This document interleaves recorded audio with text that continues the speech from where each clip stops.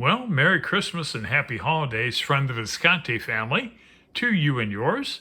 I hope you're having a warm, loving, festive holiday season this year. And I thought it'd be interesting to look at the Yuletide Carol. This is by Christopher Hughes, and the splendid artwork is by Aaron O'Leary Brown. This is a Llewellyn Publications deck. It comes in your typical magnetic closure Llewellyn box with a good space for your cards here and a space for the enormous guidebook that was written for this deck, which is really something. It's got some weight to it. It's got some heft. It's over 300 pages thick, and it has full-page illustrations for all the cards with a very descriptive meaning attached to each image. But it really gets into detail here on what each card represents. And it's a key thing, if you really want to use this deck, is to kind of study this guidebook a bit. It's certainly not a little white book, that's for sure. It's called The Magic of Midwinter. And you got to check it out if you have the deck. I'm not a reader, I'm a collector, so I didn't really get into meanings on all the cards, but I have a basic understanding. The suits are different in this deck. Wands are represented by candles. Cups are represented by good cheer. Pentacles are gifts. And swords are candy canes. Well, here we go with the Fool.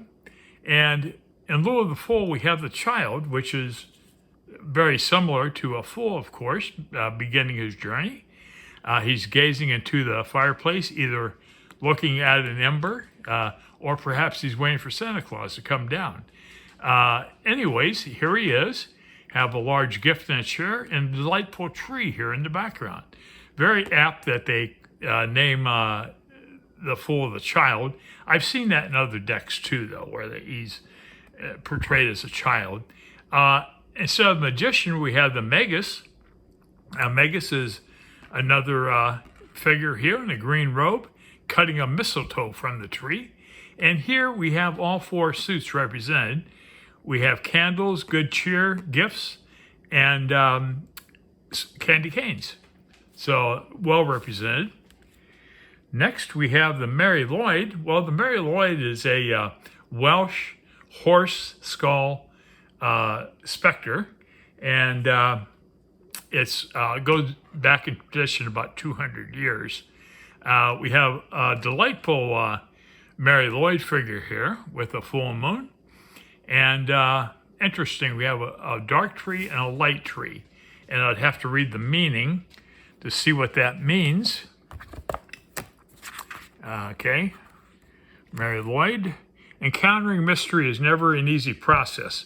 What is organized by the Magus is rooted here by the Queen of Winter and the physical embodiment of winter, the Mary Lloyd. She is the High Priestess, the Bone Queen. She threatens to simultaneously tear you into 1,000 pieces while also carrying you across the abyss of mystery and towards the light of spring.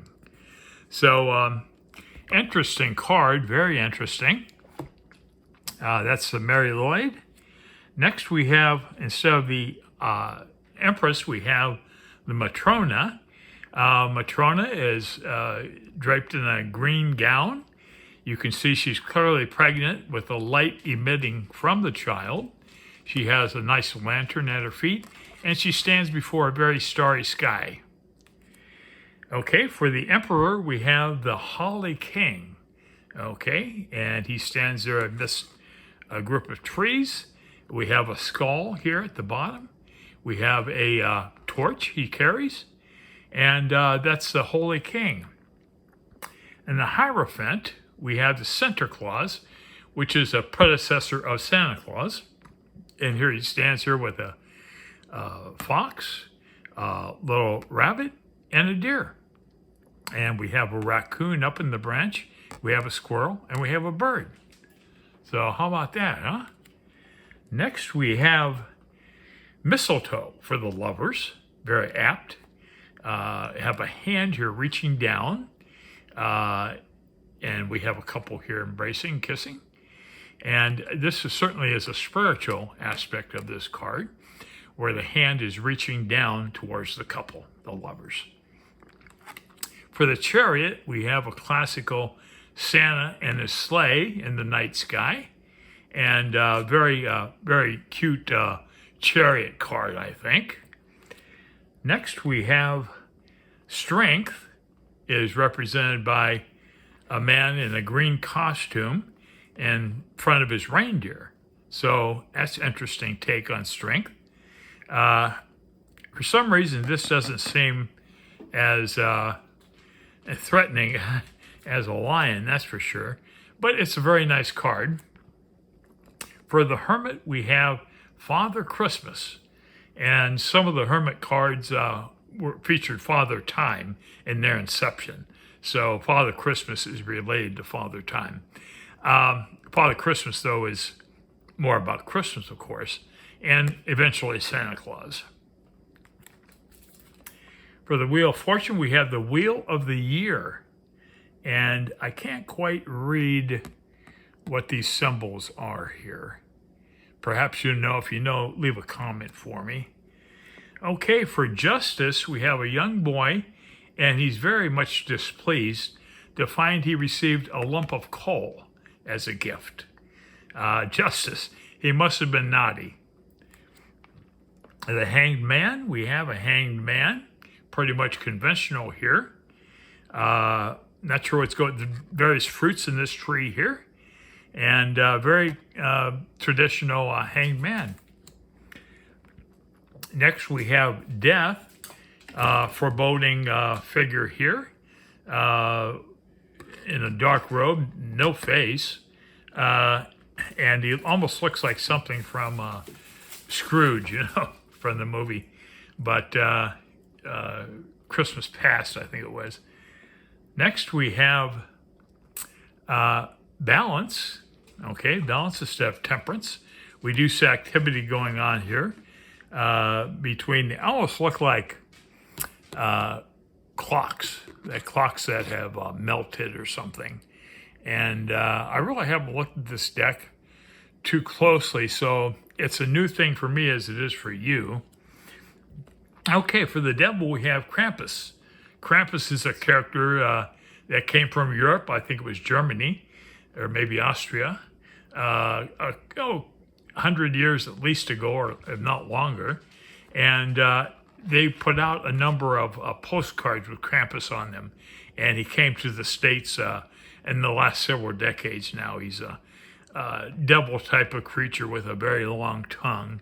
And he picks up naughty boys and girls and takes them somewhere. I don't know. Next, we have the lighting tree. Instead of the tower, we have a lightning bolt coming down and setting the tree alight.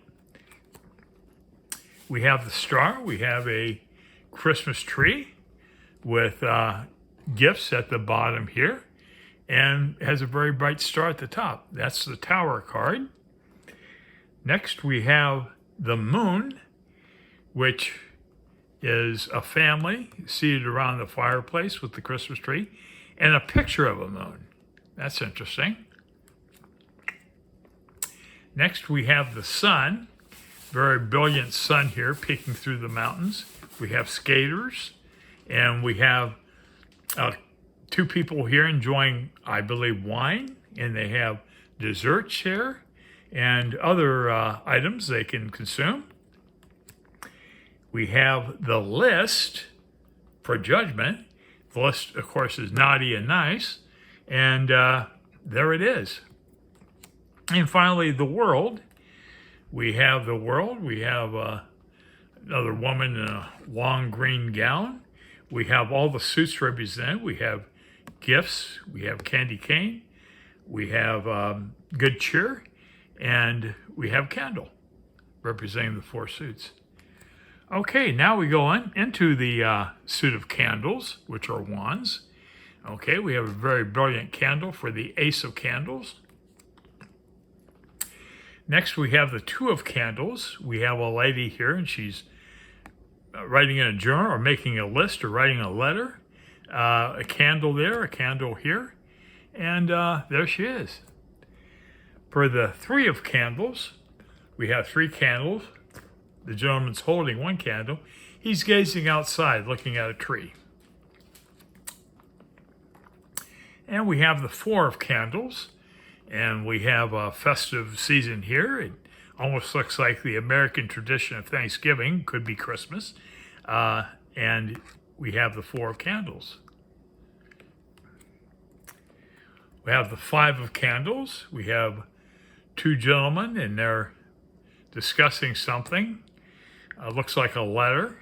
And we have a table with wine and a wreath. The five of candles, or six of candles, excuse me. We have Santa Claus and a sleigh. And it looks like a sun type object right here. The seven of candles, we have an elf, apparently, an elf. Have the eight of candles. And I see a little bit of Smith weight here in this, except the candles are in the ground instead of in the air. We have the nine of candles, the 10 of candles,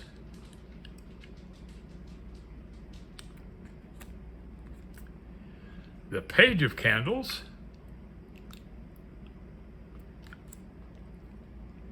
the knight of candles. I don't know what that object is there. I don't know. It looks like it's a train. What is this though in the center? I can't quite see it. I have to look at the guidebook probably. I should have read the guidebook, I think. Okay, we have the Queen of Candles. And we have the King of Candles. Now notice all these court cards have the same room, the same scene, just a different character represented by Queen, King, Knight, Page. Okay, next we have the suit of good cheer. Here it looks like holiday punch, probably alcoholic. We have the two of good cheer, typical two of cups. We have the three of good cheer. I'm curious to see what this 10 of cups is going to look like. Here's a typical 10 of cups here on the Smith weight. We have the four of good cheer.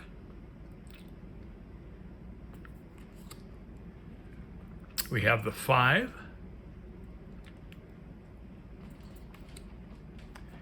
We have the six.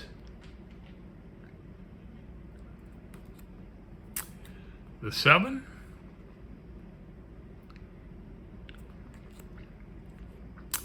The eight.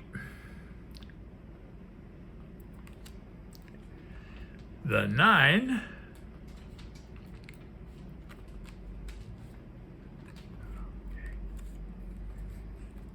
And here it is. Here's the 10 of good cheer. Well, we do have basic elements of Smith weight here. We've got a couple, and their children are in the background. I don't see a rainbow, but there it is. Then we have our page of good cheer.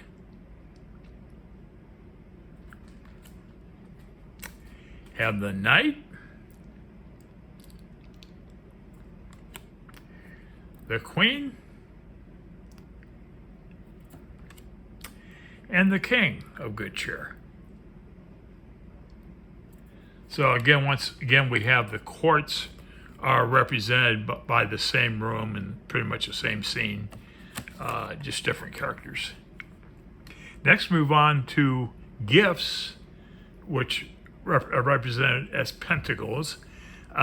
Here we have the Ace of Gifts, very large present. We have the Two of Gifts, the Three,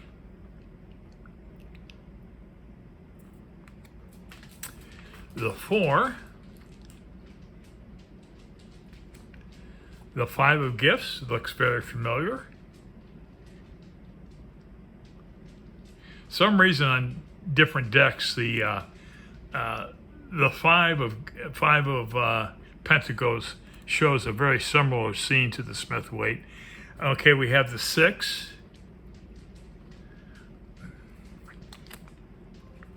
the 7, the 8,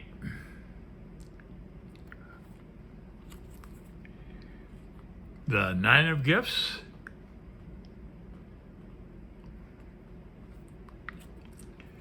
the 10 of Gifts,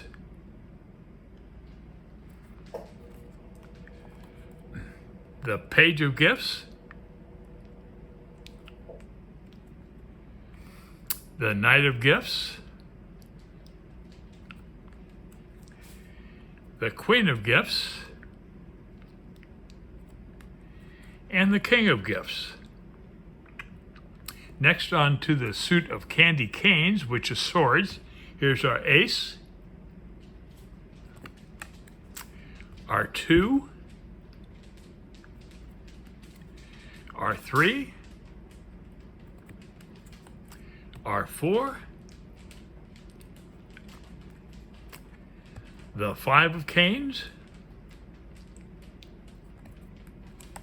the 6, the 7 of canes, the 8 of canes, the 9 of canes. We have a possible nightmare happening there.